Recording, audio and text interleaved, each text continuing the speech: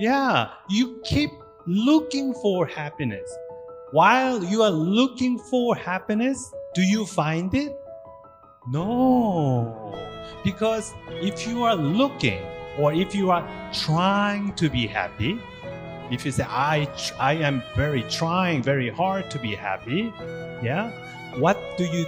You instantly create distance between right now and the future self.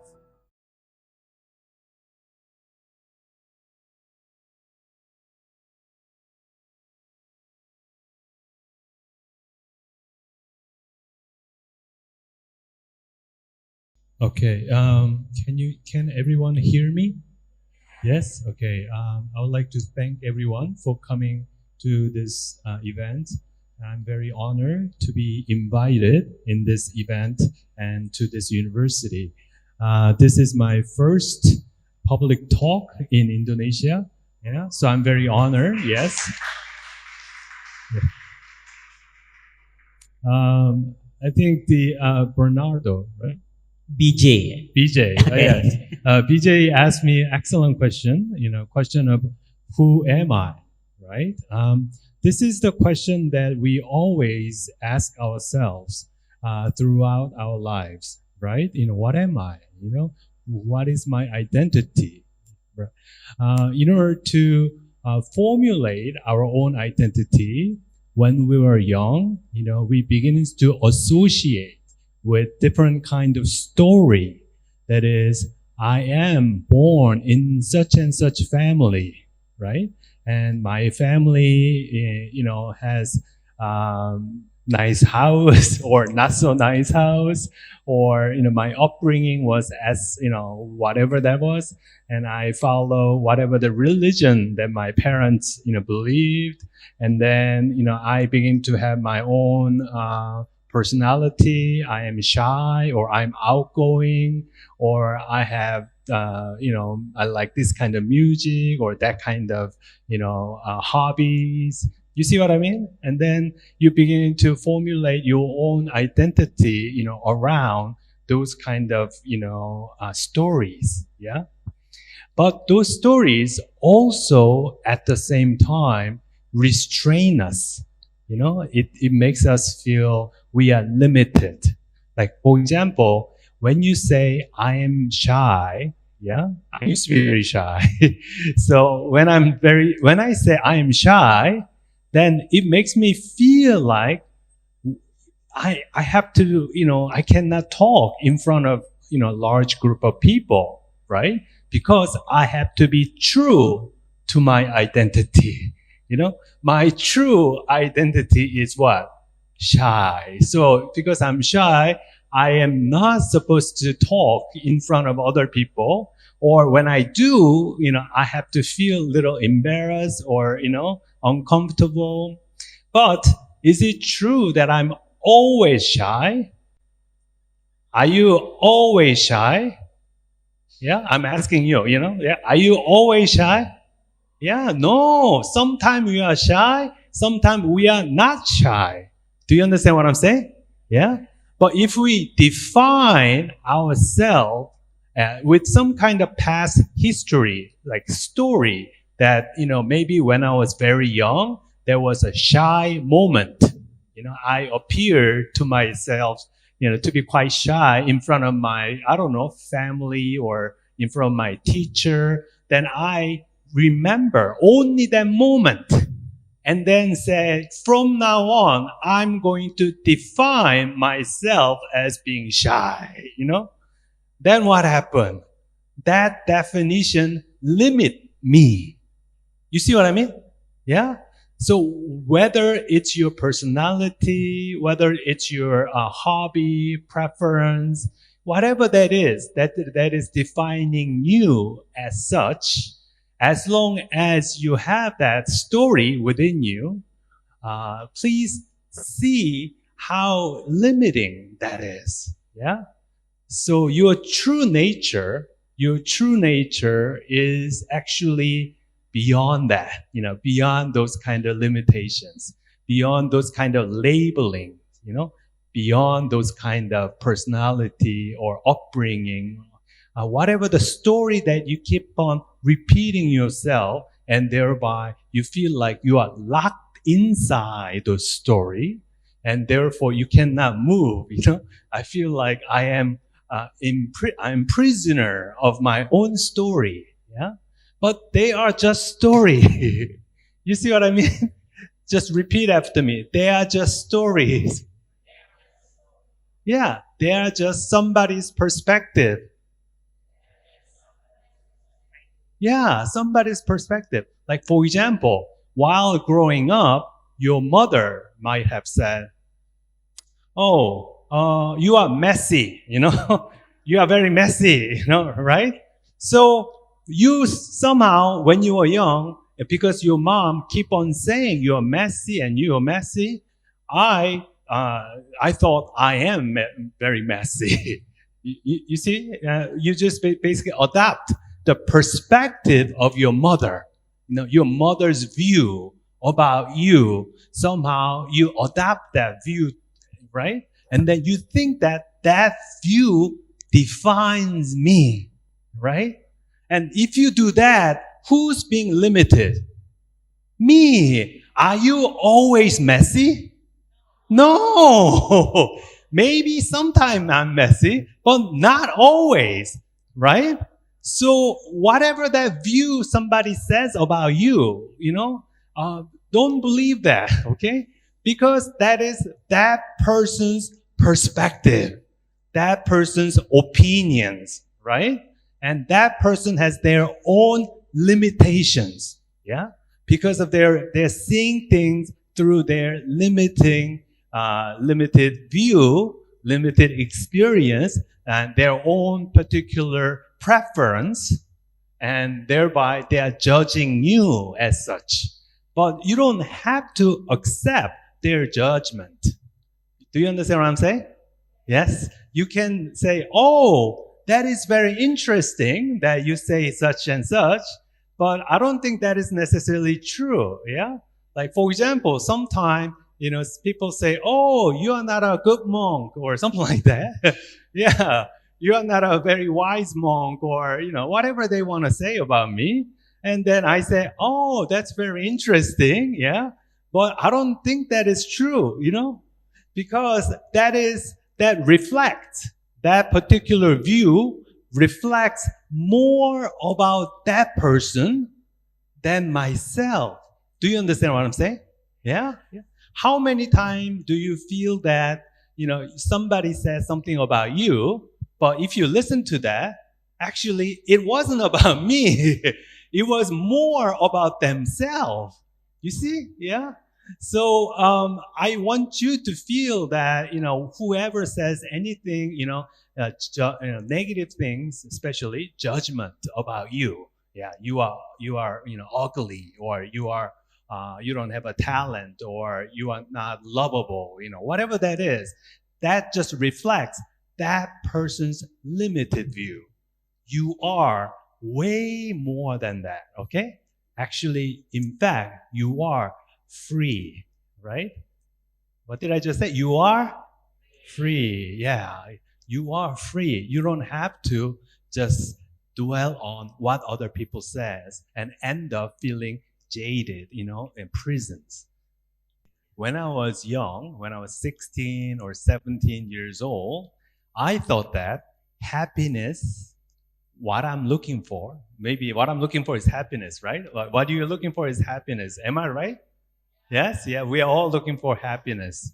I felt like happiness is not here, yeah? Not here, not in my city, yeah, not in my town, yeah? I felt like happiness must be over there. Do you know what I'm saying? Yeah? Yeah, it can be over there. I don't know, for you might be, I don't know, different city. Yeah, it can be, I don't know, Jakarta, or, I don't know where it is. Like, or, I don't know, maybe Singapore, or, South Korea. I don't know, like America, or it can be other time, not now, not now, but when I become older, yeah? when I become older. So I imagine that happiness is not here now. It has to be found, it can be only found if I go over there, yeah? And because I was young and I was stupid, so I imagined that, what I have is not happiness, what I have is not happiness. This is boring, so the real happiness must be over there. So I went over there, so I went over there to United States because I had an uncle, my uncle borrowed huge amount of money from my father, but he did not pay back the money. So my father said, "Oh, why don't you go to your uncle and then just, go to university from there?" And so I said, "Okay, yeah, since he's going to take me, why don't I?" So I went there while thinking that happiness is where? Over there, right? And while I was there, especially I was in California at the time, I was, attending university in California. But while I was in California, you know what I felt?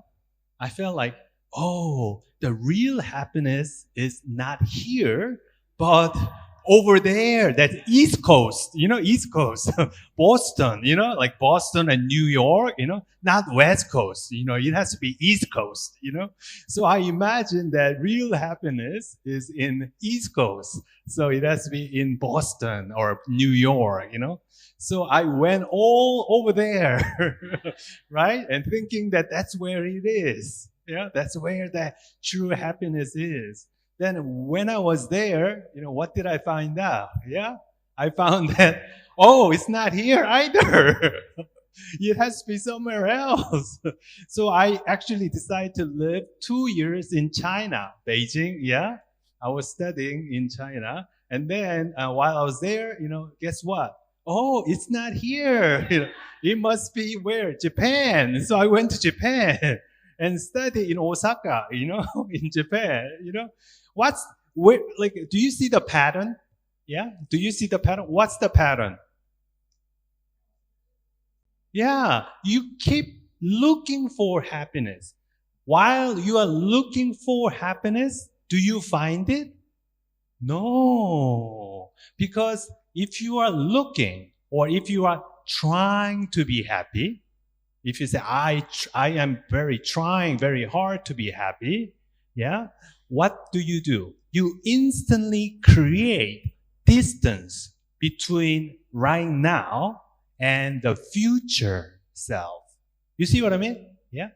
But the future self, you try to meet the person, meet my future. Yeah. But as soon as you get there, if you keep on looking for happiness, what happened? That person is going further away. You see what I mean? Yeah, you are chasing the horizon. Yeah, like a horizon. You're looking for a horizon. Keep running, and just so that you can meet the end of the horizon. But you cannot, because as soon as you are chasing it, you will never get there. So true happiness is where? Here and now. Where? Yeah, true happiness is here and now. This was my discovery after 20 years of looking, Yeah, 20 years of searching. Oh, must be in America, must be in China, must be in Japan. And then I came back to where? Korea. So, like coming all the way back, Do you know the story about blue bird? Do you know, like somebody went out to look for two kids, Michiru or something, and they are looking for bluebird. They said that bluebird is the most beautiful bird. So they went out and looked for the bluebird everywhere, and they just do a lot of hardship, difficulty, adventure, and all that. But they couldn't find it, and they came home, and they realized bluebird has been already where? In their house. You see what I mean? Yeah, they forgot that, what they're looking for, they already had it. at their home, just that they thought that it's somewhere else. Yeah. When we are young, it is very easy to think that, the happiness, what I'm looking for, is somewhere else. But what you can find out later on in your life is, as long as you are constantly seeking, looking, or trying to be happy, trying to make yourself happy, it's very difficult for you to get there. Yeah. So let me give you a good example. In United States, there was a very interesting psychological experiment. People who make $30,000 per year, yeah, they ask, oh, how much do you think you can, what amount of money would you like to make so that you can finally feel happy? Yeah. So they say, oh, for $30,000, they say, 50,000. They say 50,000, right? So then once they get to 50,000, guess what they say? Do they say, yes, I made it, I'm so happy? Do they say that? No. You know what they say immediately? They say $100,000, right? So they work very hard, and one day they get to $100,000. So they interview people who are actually making $100,000. So they ask, are you happy? Are you content? And you know what they say? For $100,000, they say $250,000. The bar is keep on what? Getting wider. Can you ever reach it? No. So only way we can make ourselves, actually happy is this. Can you repeat after me? This is like secrets, the real big secrets. Okay, I rarely talk about these secrets, but I will tell you. Yeah. So repeat after me.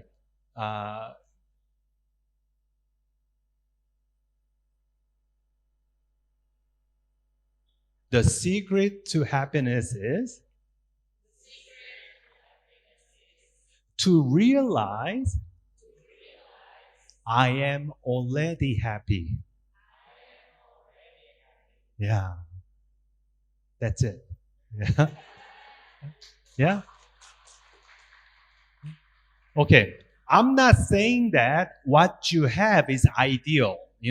I'm not saying that what you have is ideal. Yeah. Yeah. Of course, you can do better. Yeah. You can get a better job. You can, lose more weight. Maybe, you can, I don't know, for men, you can have more muscle, or you can speak better English, or, you can have better degree. I don't know. Yeah. I'm not saying that, situation that you have is ideal. Yeah. But what I'm saying is that if we do not find happiness right now, and while imagining that maybe arriving at some other destination, whether it's a place or job or, boyfriend or girlfriend or, different type of living situations, even if you have it, you will never find it. So what I'm trying to say here is that, so in order to become happy, there's a secret path, secret door, that door is called gratitude. What is it? Gratitude, yeah? So when we begin to cultivate gratitude, guess what happened? More gratitude, more things to be thankful, it keeps on appearing. Do you understand what I'm saying? Yeah? Yeah? So if you are really grateful right now, then guess what? New opportunities keep coming up to you. New opportunity keep coming up to you. Yeah? Yeah. That's what happened to me. Yeah. I am the real proof. When I first wrote my simple book, the things you can see only when you slow down, I did not know that I will ever get to come to this university and meet you face to face. Yeah. Isn't this incredible? Yeah. This opportunity to be able to speak in front of you is so amazing. Yeah. Because it's new to me. I never had this kind of opportunity before. So if you can be open and be grateful, then unthinkable opportunities keep on coming to you, right? If you are helping other friends, like for example, sometimes I help my friend And then some of my friends, after receiving my help, they don't say thank you. Yeah, they don't say I'm grateful to you. Then next time, do you feel like helping your friend? No, because this person didn't appreciate, my help, right? But let's say you help somebody, yeah, you help, like good example is I lend some money to my friend, yeah. He was going through some difficult time, but he was telling me how thankful he is. He's so grateful and so, and then, within a short period of time, he returned the money to me. And what do I feel next? When he asks for another help, will I help him or not? Yes, there's a higher probability that I will help him because he is very what? Grateful. Yeah. So gratitude attracts many new opportunities. Yeah. Things that you never thought about before. So the flip side is also true. The opposite. That is, you see that world is just a horrible place. World is just a horrible place. Then what happened? You will always begin to find other horrible things because the world will match to your own belief. Whatever belief you have about the world, because you want to see that you are right. When you go out, you will see those things. Do you understand what I'm saying? Yeah, and then a lot of horrible things will keep on happening to you, and then thinking that, oh, see, I'm right. The world is just absolutely horrible. So depending on what kind of mindset you bring into every moment, that will create a new reality for us. Really remarkable story, everybody. Thank you again, Haemin. Your story, and also your history. It's like, like awaken myself. That there is a lot of something. Of course, it is the story of everybody. Of course, when look for happiness and anything. But right now, I try to ask you your opinion, your reflection, particularly for Gen Z. Gen Z. Gen Z meaning that Gen Z. Okay, Gen Z. Right now, our world that we live a little bit. Of course, it is complicated. A lot of something like burnout, jealousy, distraction, mental health. Yeah, of course, a lot of factors behind it. One of them is social media, internet. So how do you see? How do you view this kind of life when everybody like disconnect each other, particularly in real life? But young generation try to stay in online, and then they have several problems with mental health. Right. I get these questions many times. Yeah, that is because of social media. It's so much harder nowadays. People are, when I see my friends where they went, like a beautiful photo with their family or boyfriend, they, travel to beautiful place on earth and they are eating wonderful food, they are, having such a great time. And I feel jealous, I feel my life is not good. And therefore I feel depressed and I feel angry, right?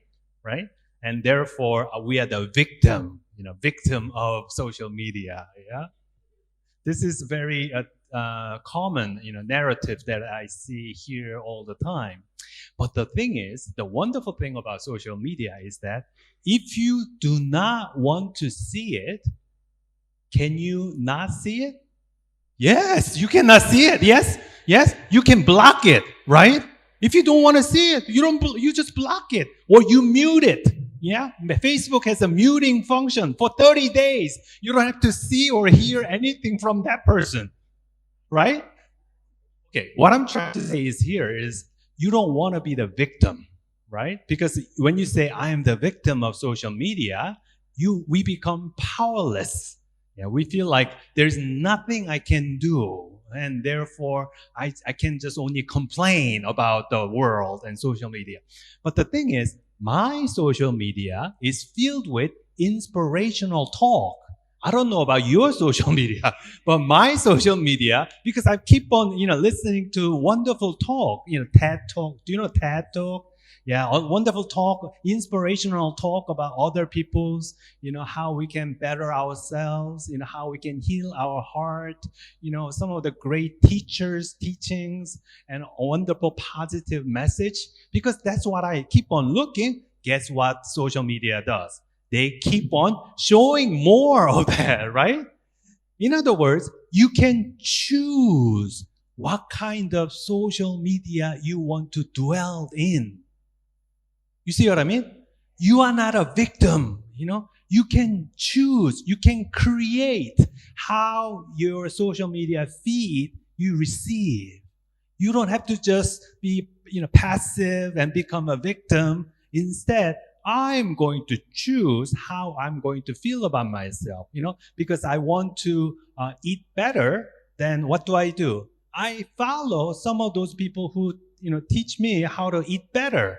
And guess what? Then I keep, having that good information. What kind of bad food I need to avoid, what kind of, fresh food I can make, new fresh food recipe or, something like that. Or if I want some positivity in my life, great gratitude, for example, then you follow those people who share those messages. And guess what? Those messages will keep appearing to you. Yeah. So we don't have to be the victim. We can create our own social media reality. Okay? Yes. Thank you. Applause again to Haemin. Yeah.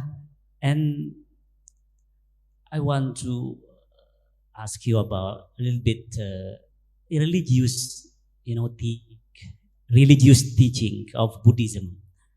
And how can religious teaching, particularly in Buddhist, help us understand the need for authentic or meaningful life?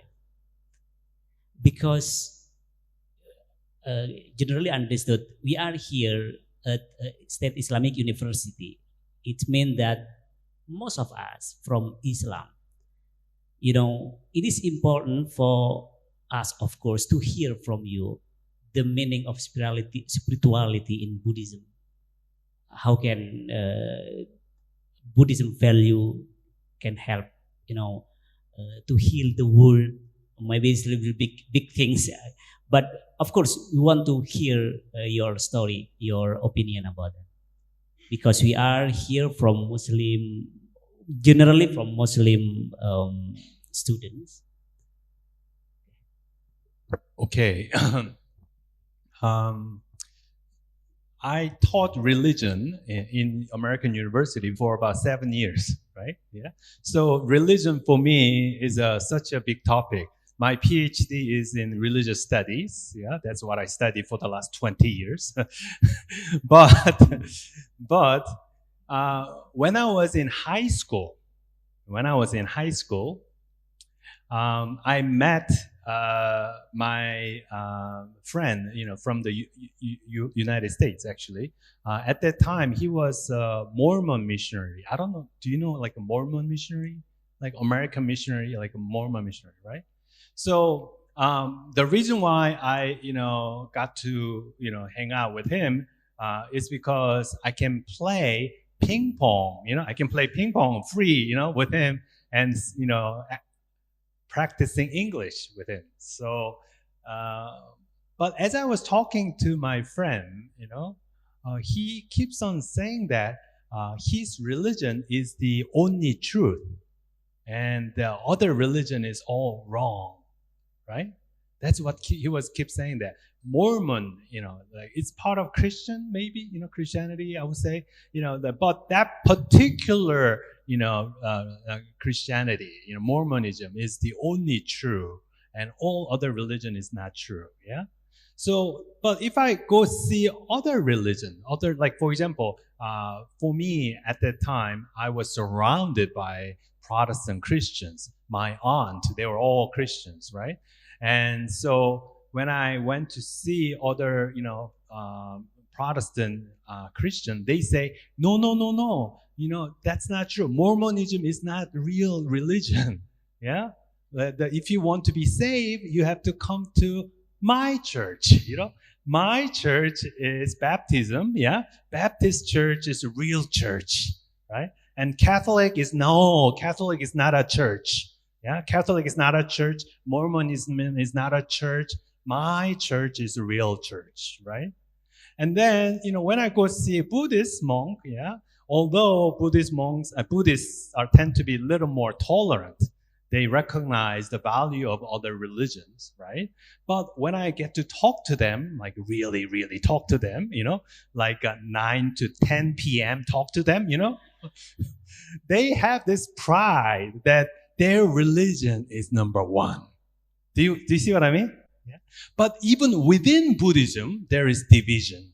That is, Theravada traditions. Yeah, they think that if you talk to them, in the beginning, they say, we are the same Buddha, Buddhists, whatever.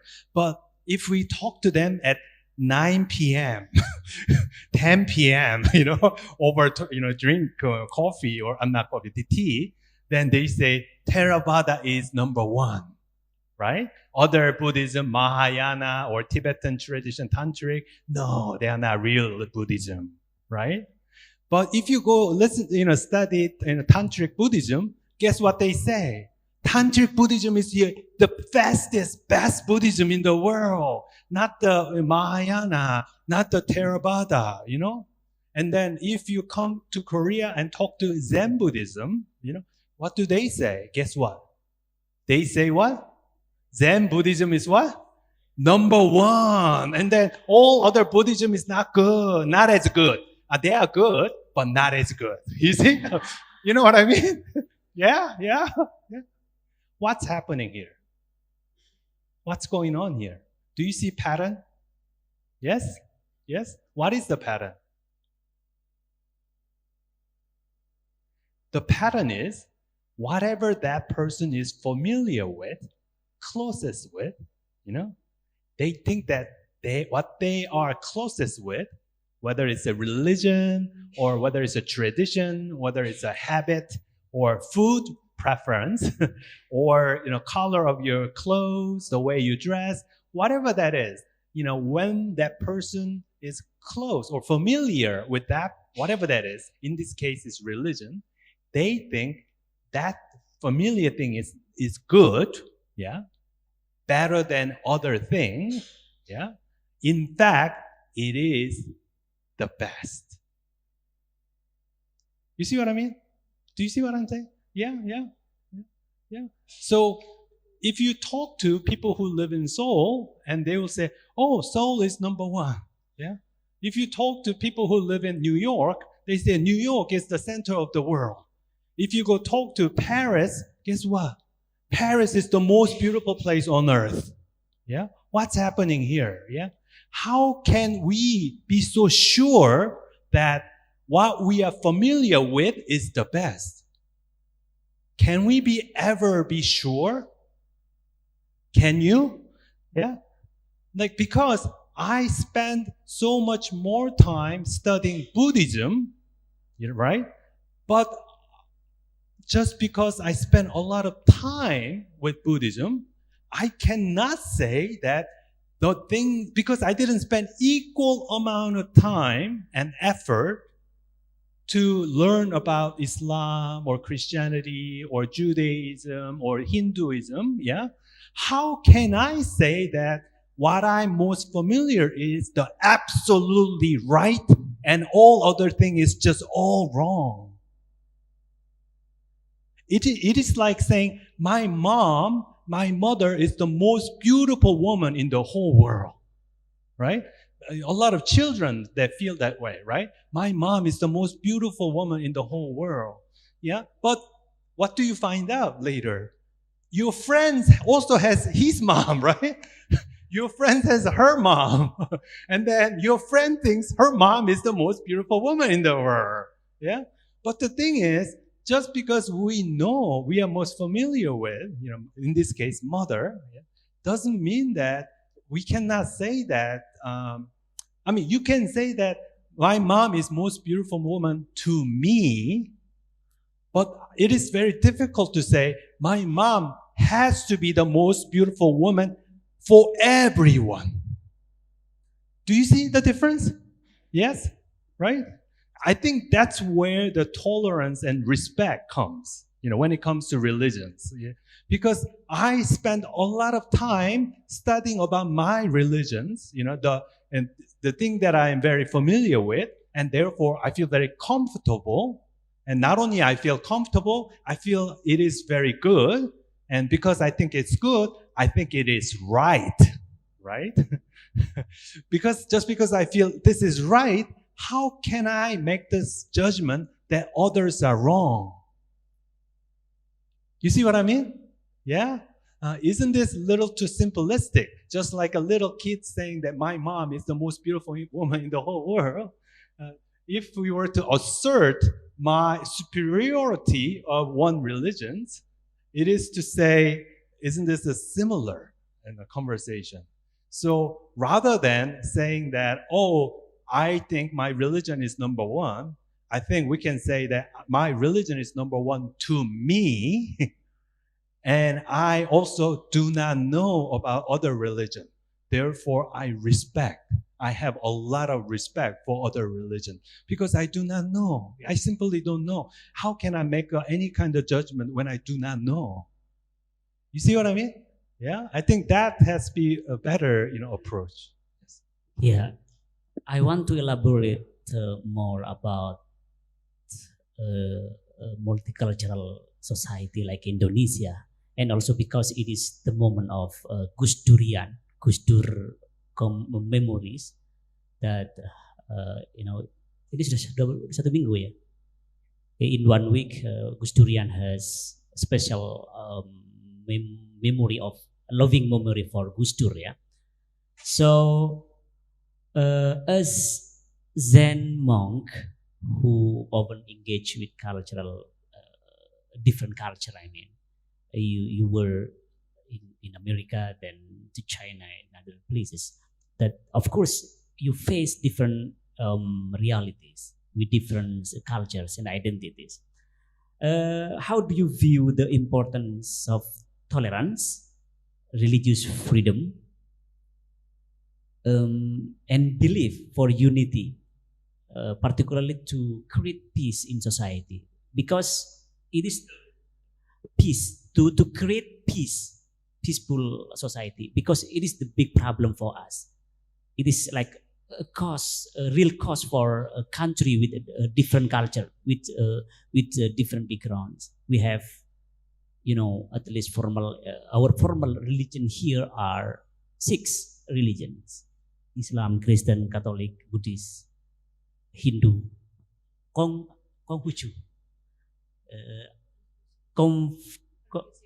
Confucianism. Yeah, sorry. That's our history to remaking.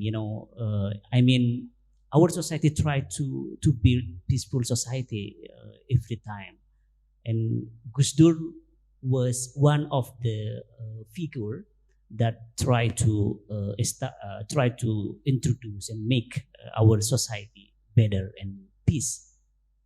Do you have some? Okay. Yes.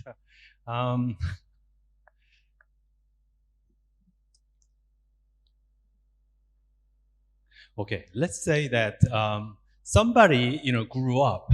Somebody while they were young, ever since they were young, their parents and also their neighbor, they all say, "Oh, you are so pretty. You are so cute. You're so wonderful. You're so pretty. And then while growing up, you always listen to that, oh, I am beautiful. You are beautiful. You are beautiful. So this person's believe that I am beautiful, right? And then somebody says, come along, maybe in college or something, and then said, oh, you are so ugly, Yeah, you are so ugly, How can you walk around with that such an ugly face? Yeah, somebody like said to you, yeah? Then what happened? Would that person's remark hurt you so bad? Or will it like rattle you? You will shake you to the core? Or you will think, that's annoying. And then you walk away.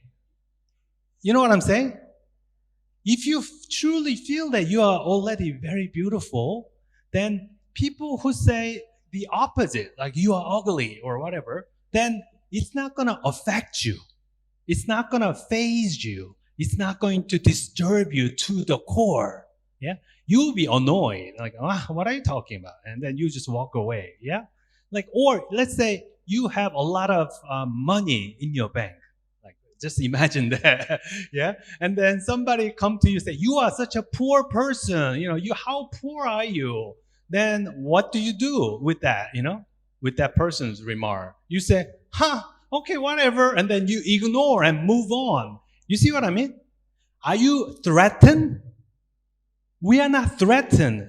When we are sure about my own true identity, that is love and freedom and beauty, then it doesn't threaten my own, it doesn't threaten me, However, let's say I've been believing secretly that actually I'm ugly, Although I look very confident, and I put a lot of nice makeup, and so I look beautiful, but inside I feel that I am ugly, yeah, let's say. So, and then, your friend says, oh, you don't look as, beautiful as yesterday. What happened to you? Or something like that, passing remark. Then what happened? You get distress, you get stress, because whatever that person's saying confirms your belief. If you do not believe in what the person's saying, would that rattle you? Would that be threatened? Would you be threatened? No, you will not be threatened. The reason why I'm saying is this, when somebody says, somebody feel threatened by something, yeah, like whether it's religions, especially religion, yeah, I feel threatened by another religions, and therefore I have to attack. I have to assert superiority of my religion. Is it because that person is very secure? That person feels that what they are, the religion that they believe in, is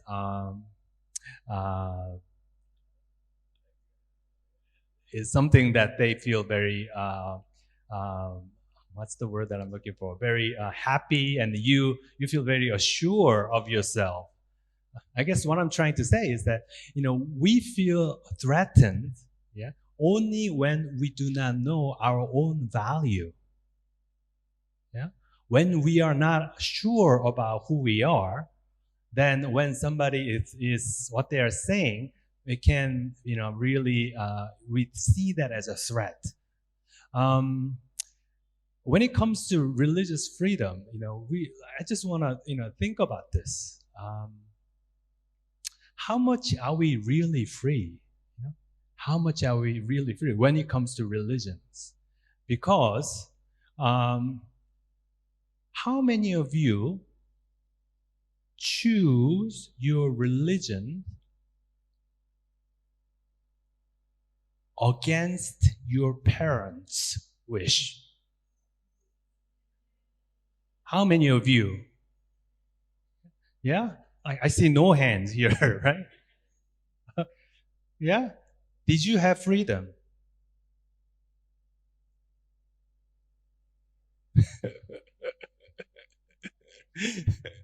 Like, for example, why didn't you believe in Shintoism? Why didn't you believe in Judaism? You see what I'm saying? Yeah. Because I asked that question to myself when I was very young, 16 years old, because people that I meet, like my Christian friend, they think their religion is number one because that's how that person was brought up. In their own family, they say, oh, their Christianity is number one. This is what it is. Yeah, right? But where is the freedom? I don't see any freedom. You are just what? Conforming to whatever the family expect you to behave. You see what I mean? Yeah. So if you truly see that, that is, I am maybe following my own traditions, without giving myself a lot of freedom to choose, like for example, then can we also have the same kind of sympathy for people of other religions? Whether it's a Judaism or whether it's a Shintoism, whether it's a Buddhism, whether it's a Hinduism, have the same kind of reverence and respect. Just like the way I never chose my religion, this is the religion that I grow up with. Maybe other people who are following different traditions, they are also in the same situations. I am Buddhist because in Korea, the religion that I could choose was either Christianity or Buddhism. Yeah, so I chose Buddhism, right? But it is very limiting. I don't think there's a whole lot of freedom there. I just chose the one that I was familiar with. Yeah. So when I see no freedom in my choice, I can also see no freedom in the religion that I hate. Yeah, religion that I do not approve of. You see what I'm trying to say? Yeah. We are just as limited, by our own upbringing. And when we can truly appreciate this truth, then we begin to see, maybe I cannot hate or be threatened by another religions because they are talking out of their own fear. It is their own fear that is making them, say the very, nasty things about my traditions. It reflects their own ignorance. You see what I mean? Yeah? Do you understand? Okay, thank you. Thank you very much. Okay, big applause to Haemin. Thank you. Before I give you a session for questions, I will ask, this might be the last question for me, and then I would like to ask you to ask more questions in order to be more interactive, because Haemin, coming from Korea, is for book tour. So everybody coming here, maybe you want to buy this book, you can buy it outside. There is a table and full of books. There is at least 3 books of Haemin Sunim. When things don't go your way, the thing you can see only when you slow down, and then love for imperfect things. Regarding this book, in my opinion, this book is, all of your books are very simple. Very simple. I mean, simple. I mean, it is about how the way you see the world. You master, observe every single things in the world, and then you try to interpret it by your way, by your own way. So, how do you find this way? I mean, how do you build your personal way in seeing this complicated world? All right. Thank you for asking that questions. So yesterday, I flew over from Jakarta to Yogyakarta airport, right? So as I was going through the security, and what do? We have to put our luggage going through the X-ray, right? And then so I put down my luggage. I took off my jackets, and also my wallet, my watch, and then I tried to go through the security, right? And as I was doing it, there was one person in front of me. Like the person in front of me was really, really slow. So I was like, why is this person so slow? I was so kind of annoyed. I was like annoyed, like why? Because this person looked, like kind of like young to me, at least from the behind. From the behind that I see, this person kind of looked young, and why is this person did not prepare in advance? Because it was his turn, then he can just poop and then poop, poop, and then he can just walk right in, right?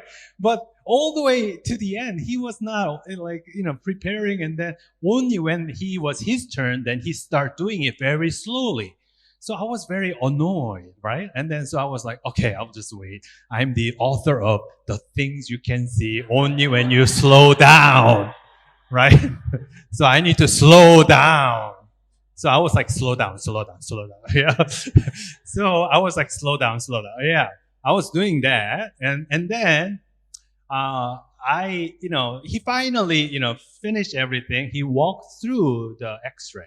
And then I was ready. I'm like such a Korean. Koreans always fast, right?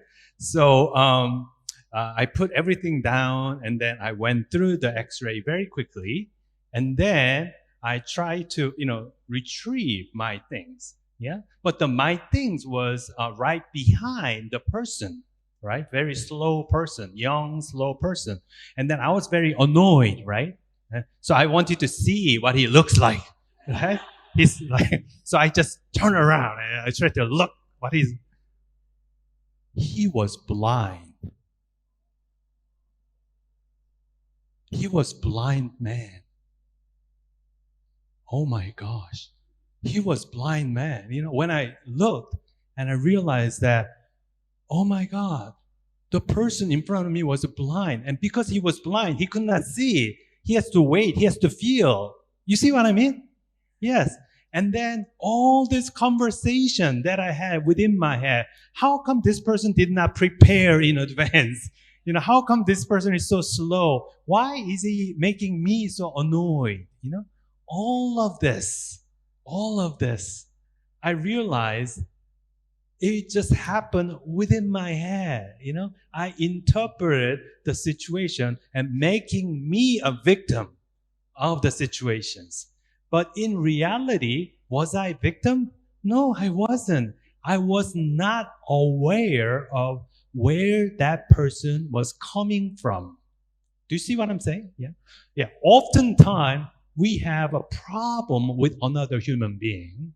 Yeah, whether it's your roommate or your sister or your professor or somebody on the street, you have a problem with that person. That person might be very annoying, making you feel very angry or frustrating, or you simply cannot understand why this person is saying these things. Yeah? Maybe we have that feeling because we have not seen things from their perspective. I have only seen from my perspective, but I fail to see it from their perspective. And therefore, I was making myself victim. I felt frustrated, angry. Yeah? Maybe because the way my mother grew up was very difficult. My mom did not receive a lot of approval or a lot of love or a lot of attention from my mother's mother. Yeah? Therefore, the way she treated me was also very similar. That is, I did not receive approval. I did not, my mom did not show me a lot of love to me. So I always feel like I am not good enough. I am unlovable, and I was thinking, I've been blaming my mom for not giving me what I needed, right? But if you see it from your mom's perspective, yeah, maybe that is the only way that she could have loved you. Do you understand what I'm saying? Yes? Yeah. So if you really see your roommate, the way roommate, maybe the person is very messy, right? Maybe that's how they knew, how the household looked like. This is the way they, maintain their room. That's the way they did, So rather than make a very quick judgment about other people, like the way I did, how come this person is so slow, right? Just slow down. Yeah, slow down. And then what? You will see. You will understand, what's really happening. And you don't have to make yourself victim of the circumstance. If you understand where the other person is coming from, there is instant understanding, and that understanding brings actually peace and forgiveness and even love. Yeah? Thank you. Tepuk tangan.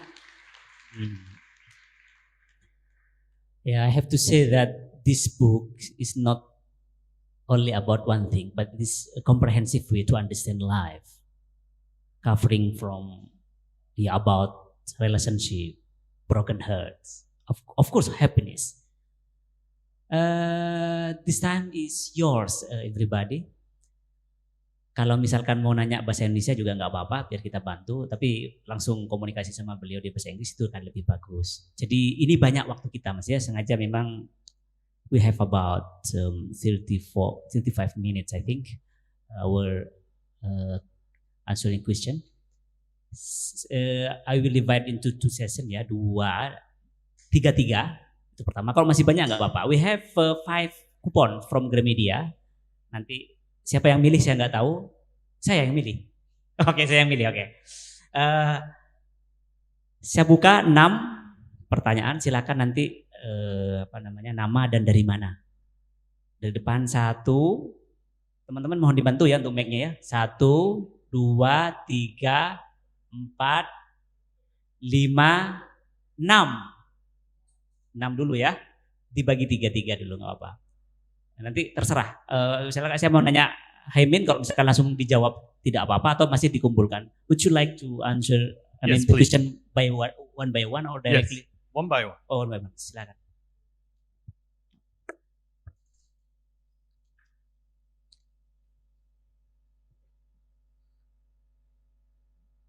Maybe why don't you borrow this? Halo, perkenalkan, my name is Umi. And say hi Umi. 1, 2, 3. Hi Umi. Makasih semua, thank you. Pak BJ mungkin bisa dibantu kalau misal bahasa Inggris saya jelek ya, tapi saya coba buat ngomong pakai bahasa Inggris. Haemin, maybe you can answer my question is about how do you think, or maybe Zen Buddhism perspective about war like Ukraine, Russia, and now it's like Palestine. Because this is really makes us or me really drain and overthink about a war. Is it clear or not?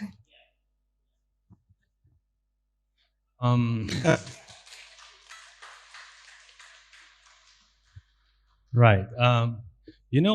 Our ego is divisive. Do you understand what I'm saying? Yeah. My ego is always whenever I say my true self, our true self is love, right? Do you agree? Our true self is love.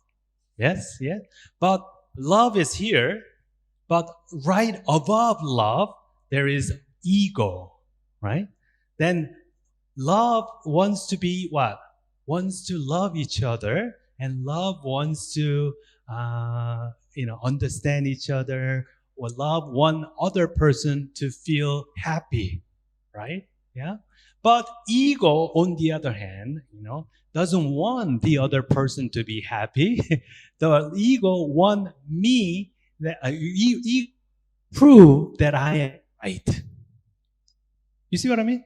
Yeah, ego wants to prove that I'm right because ego is basically divisive. It's like dualistic, whereas love is what? Unity. Yeah, love is unity, whereas the ego is divisive. It's just built on this idea of separate self.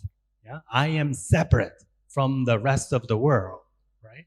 So when ego becomes the main, the character and ruling your whole life, then you will see that the world is always separate. World is always in conflict, always separate. There's no love, and it's either you are right or I am right. So let's see who's right. Let's just argue. Yeah, who's right? Yeah. And so thereby we want to take a side. Ego wants to take a side, right? Because ego is what? Dualistic. Whereas love, our true nature is what? Unity, love, right? So the thing is, ego wants to take a side by saying that, oh, I support this, I support that, right? Whereas the love sees the pain and suffering, of all humanity, basically. So as a, Buddhist, I do not take any side when it comes to, geopolitical matters. Because I simply do not understand what's really happening. Like, how many times can we say for sure that I know something? Yeah? It is really difficult. Can you say that you really know about your mother? No. Even the person that you are closest to, you don't know really a lot. Yeah. So how can I say that I know something and then I make some judgment about it, given that I do not really know? Yeah. So rather than siding, and making judgments about other people based on the information that I do not know, or just based on what I'm familiar with, therefore I feel comfortable, therefore it must be right, and then anybody who's against what I believe, then they are the enemy, and therefore they deserve. That kind of, the whole game is ego, center game. And as long as you play that ego-centered game, then there is always, divisions, always who's right, who's wrong, and there's always struggle, and there's always conflict. So I want you to go down to one step, down, and then talk to your true nature. That is love, right? Like, I don't know how many times I watched I often, watch, for me, South Korean. We are South Korean, right? Yeah, I'm from South Korea. So our enemy, when I was young, my enemy, my school basically taught me that it's a North Korea, yeah, communism, communist country, Russia, or the China, all the communist country, North Korea, they are the enemy, and then they taught me that there is no humanity in that North Korea. They are the horrible people, they beat people, like they do a lot of horrible things. But the thing is that true? There is no love in that country? No, that's not true, right? Whenever I see interview, on North Korean people, I see that they have, just as much love that I feel for my family, and that's how they feel for their own family. Yeah. So all this projections about what that country or religion or person must be like X, Y, and Z, it might not be right. So I appeal to my true nature, that is love. Okay. I hope that answers your question. Thank you. Thank you.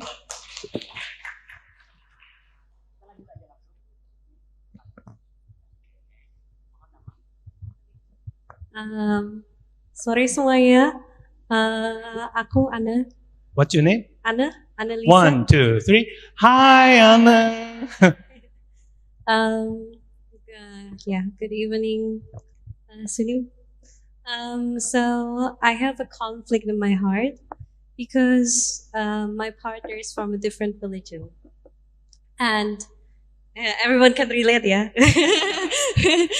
And it's like the only time where we argue really hard is only when we talk about religion, because my parents expect my partner to move to my religion, but for me it's like I think that I take good parts from his religion and he takes good parts from my religion. So for me, it doesn't matter.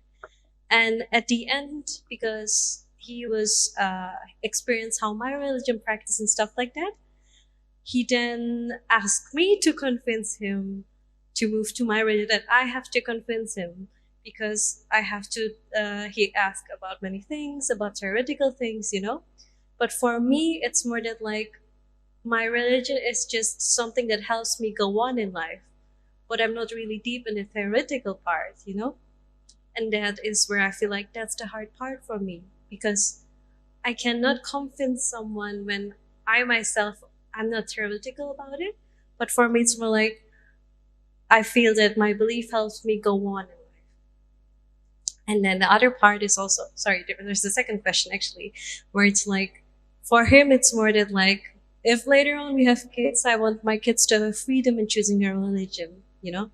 But in my religion, the problem is like, I am obligated to raise my kids in my religion. There's a rule about that. So I feel really conflicted about how do I convince my parents when for me, I accept him for who he is and he accepts me for who I am. Okay, yes. It's really complex, but it's been I don't really find an answer for that. And of course, my parents has their own views and I don't want to go against their will. So there's a lot of complexity in my issue here. Okay. Yeah. Thank you. Yeah. You can sit down. Yeah. It doesn't have to be just about religion. It can be anything. Like, let's say you want to marry a man, and then your parents said, "Oh, I don't want him to live in that city. I want him to move into my city." Yeah, right. Like, it can be anything. It doesn't have to be just about religion. Yeah, yeah. So then, what comes down to is respect. Yeah, yeah. How much do I actually respect the persons? So that this person can have, his own, religion or lifestyle or the city that this person lives. If this person freely choose to convert to my religion, or freely choose to convert to his religion, then it's a freedom. So you can do that, yeah? But if I am trying to convince or force the other person to, behave like the way I like it, it's the issue of control, right? The issue of control is that love or not? Is it love or not? When somebody tried to control you, when your mom, tried to control you, do you feel a lot of love? No, yeah. Look, you try to control somebody because you feel inherently insecure about yourself. Yeah? When you feel insecure about yourself and imagine that the world is a very difficult place and therefore I have to try to control everything, yeah? It says something about that person's belief about the world. It has very little to do with the, reality, true reality. So what I would say is that, can you find yourself enough respect for that person to be who he is? Because, just repeat after me, everyone in this world wants to be accepted as who I am. Right? Yeah, everybody wants to be accepted, But what if somebody says, "Oh, I will accept you if you move to my city. I will accept you if You convert to my religion. Is that love? No, it's not love. Yeah. So it has more issue about your own, the feeling that, like I would tap into, greater love, that is, let him be. Yeah. Just as much he's letting you be. Can we live together harmoniously? Right? And recognizing each other's difference, but at the same time, celebrating, our love together, right? It doesn't have to be just different religion. It can be from, people coming from different, wealth. One person's come from very rich family, another one comes from poor family, right? But can we respect each other's, their family, right? Yeah, without feeling threatened by, wealth of other people or the poverty of other people. Yeah. So I think what it comes down to is whether you can let him be, yeah, and have a bigger love so much that you can contain it, rather than feeling that I have to control this person's, yeah, change this person to my liking, or vice versa. I hope this helps. Thank you. Thank you. Maybe, yes. I think there were two. The behind, yeah. No. Yes. Thank you for the opportunity. Good afternoon, everyone. What's your name? My name is Surya. 1, 2, 3. Hi, Sukia. Yeah. Okay, thank you. I would like to ask about what is your turning point to be what is your turning point to decide to be a teacher and a writer, and what is there any person who influenced your life to be a teacher and writer to? Okay. And the second question is, can you give me tips how to forgive the big mistake of someone and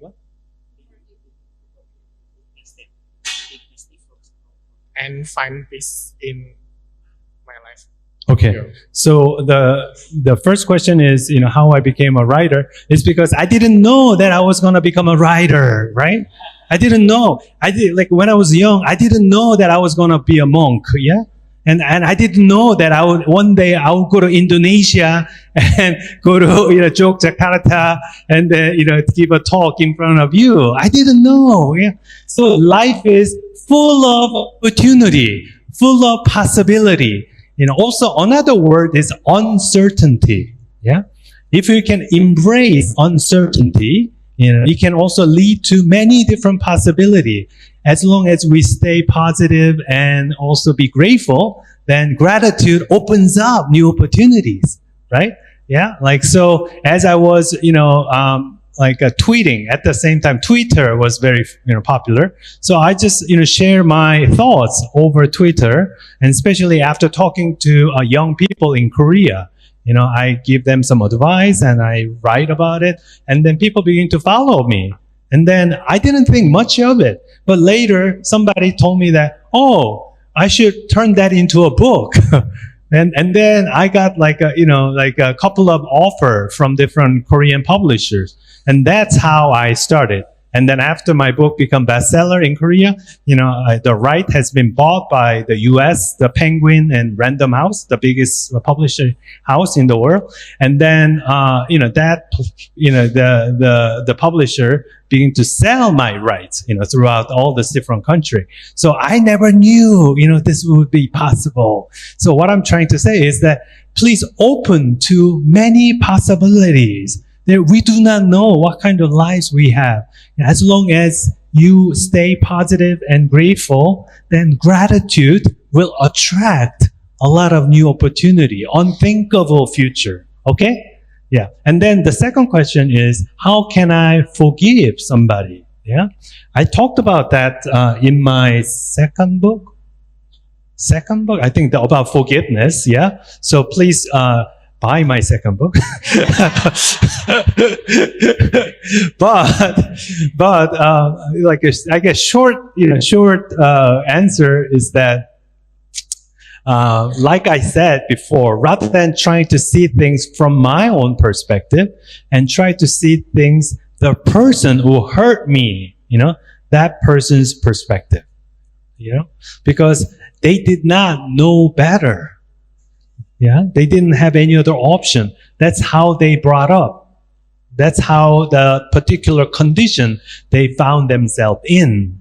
So rather than making quick judgments, saying that this person should have never done that to me, but if you actually understand, how he was brought up in his own family, his own issue, then you will understand, oh, maybe, this is what happened. But the bigger issue is, why is that I was so hurt? You see what I mean? Yeah. Rather than assigning the blame to other people, you have to use that as an opportunity. Why am I bothered? Why am I so suffering from this? Because you have a limited belief. Okay, let me just tell you one example.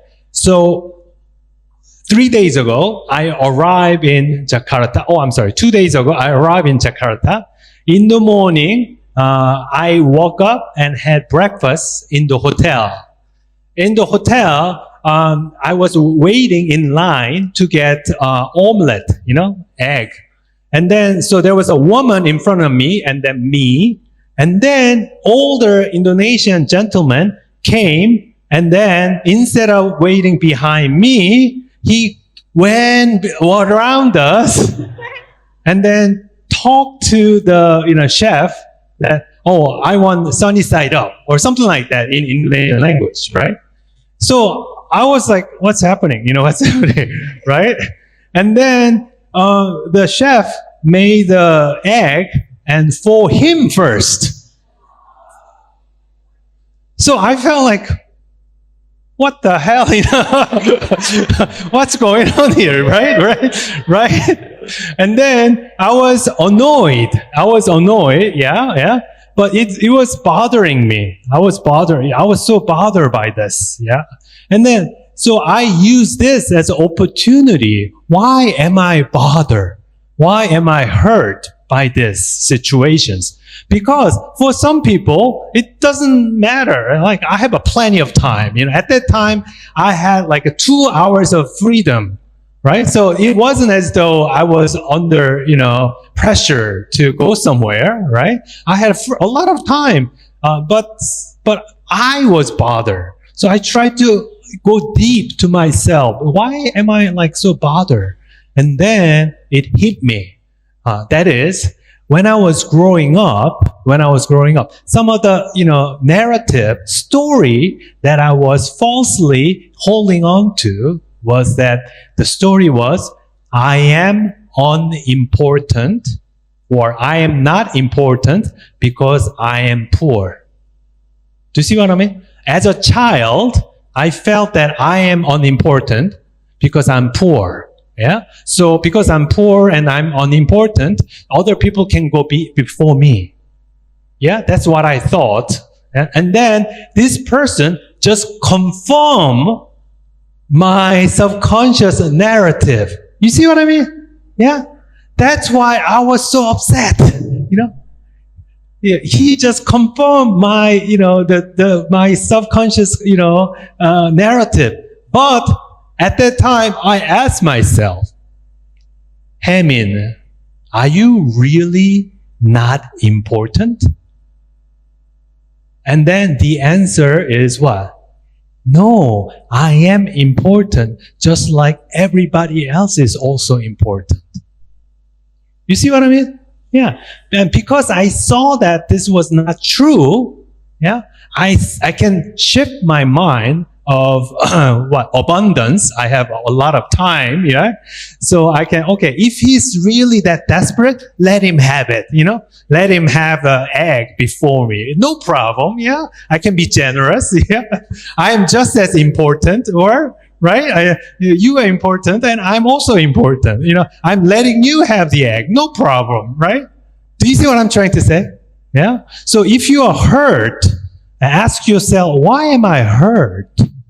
So much by this incidents? Because maybe it confirms some of your, narrative that you have about yourself, and ask yourself whether that narrative, whether you are not good enough, or you are not talented, you are not handsome, or you are not wealthy, whatever that is, you are not smart, ask yourself whether that is really true. Yeah, the chances are that is not true. Yeah, that is absolutely not true. Okay, thank you. I think there was a woman. Could you please? Yeah. Behind. My name is Enda. Namaste. Nice to meet you. Actually, you've answered my question before I asking the question, but I want to give a question. Please tell us how to accept various moments, like sad and happy, good and bad, which happens one after another with a light heart. How to embracing wholeness. Thank you. How can I embrace my wholeness? Right.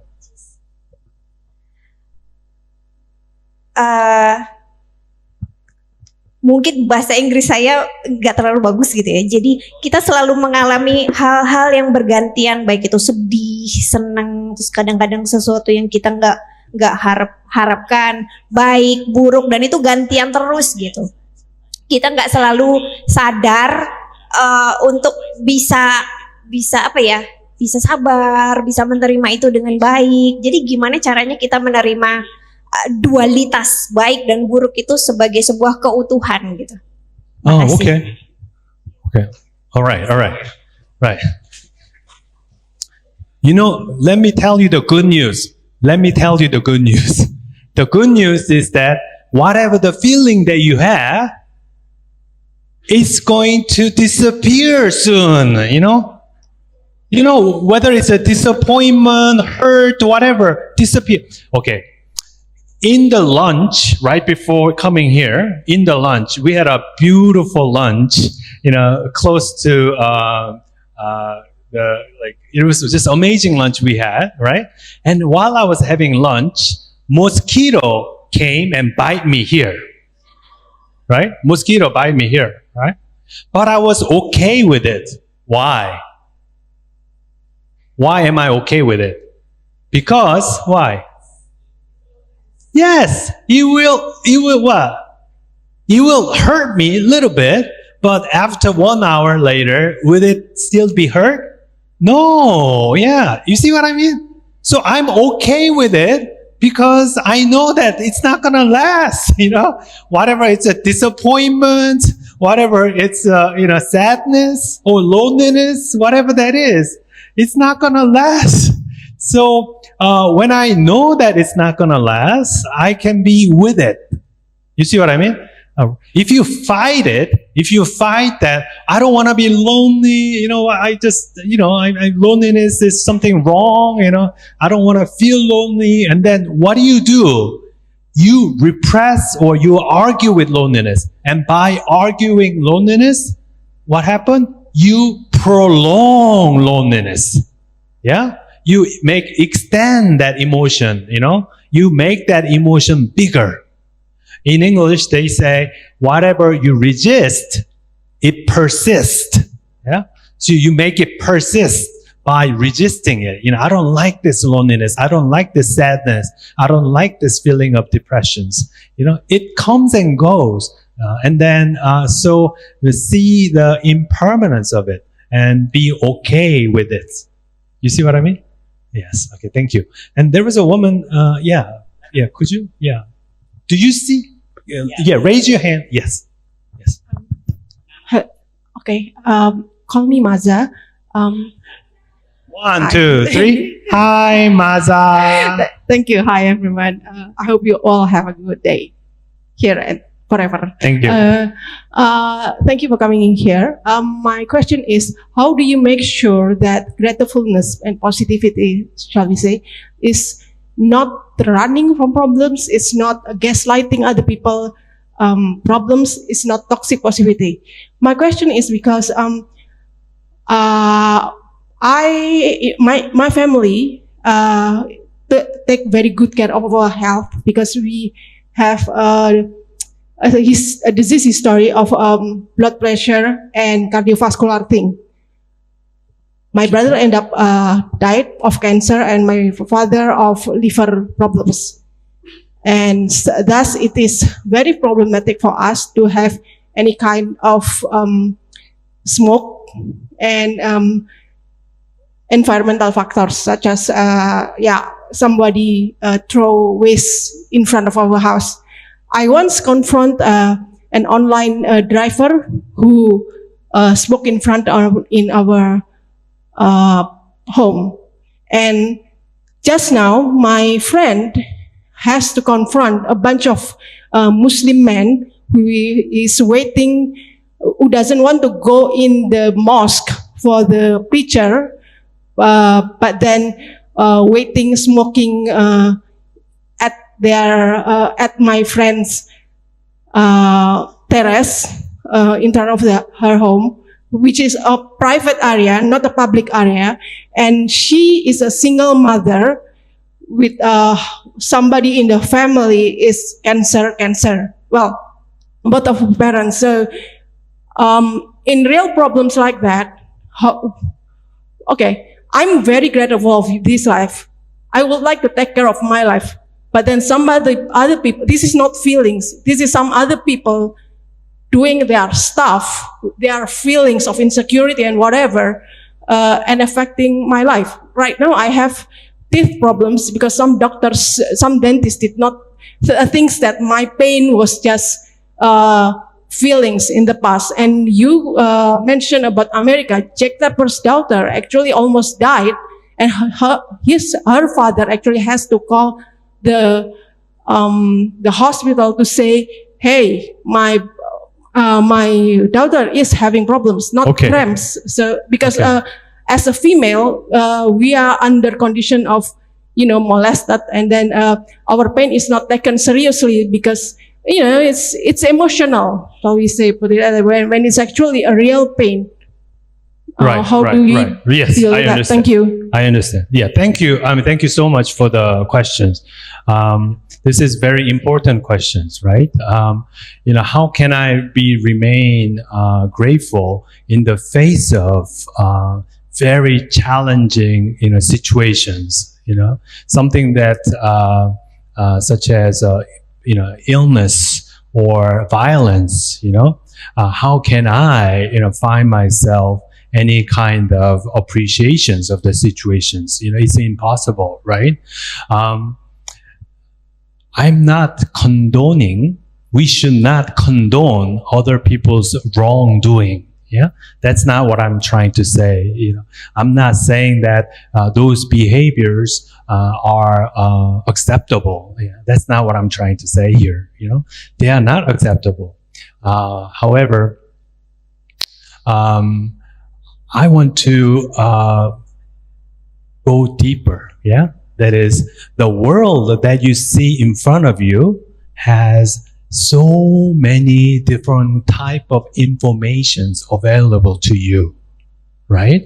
It can be as like, dog, very cute dog, running in front of you, or, small children playing game over there, or it can be, beautiful, flower that I saw today, actually, yeah, borobudu, like it's beautiful flowers, and yeah, amazing, and so many, amazing things, and at the same time, difficult things are all happening at the same time, right? So the question is, the world that I want to see, often match with my belief about what world is. Do you understand what I'm saying? Yeah. So we subconsciously curate the world that I want to see. Because if I say the world is unsafe, yeah, world is unsafe, that's how I believe, yeah, then the world that we see, we are subconsciously curating the world. And we see unsafe world, out of many different instances, many different, things that's happening, so many, things. Among those, we pick, like a certain small fact about, this news, these things, that things, all those things, if I just put them together, it confirms my belief that world is unsafe. Do you understand what I'm saying? I'm not saying that world is safe all the time. That's not what I'm trying to say. Yeah, what I'm trying to say is the world exists as a pure possibility. It is really, it can be from very good to horrible. All of those things are available all at the same time. But the thing is, where your vibration is, where you choose to be in terms of your the vibrational world, then that's how that particular world will open up and appear to you. Do you understand what I'm saying? Yeah. So if you do, have a lot of difficulty and challenging time within you, then I want you to honor those sadness and pain and anger. Yeah. So, when things don't go away, I talked about my own issue of abandonment. I was abandoned. I had this issue about abandonment. My fear of abandonment, right? Ever since I was very young, I've had this fear of abandonment. And guess what happened? I experienced abandonment. I experienced huge abandonment in my life because of that, of subconscious belief. So what I would say is that rather than quickly blaming, assigning the fault in the world, yeah, use that opportunity to look inward and examine, what kind of world am I living? What kind of world do I choose to live? Although it seems there is no choice, but if you look at it, actually you do. Yeah. So, let me lastly just say this.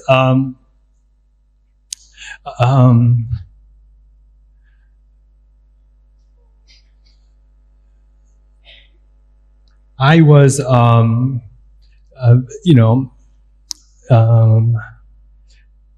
very happy that I got to come here and then meet you, for the first time.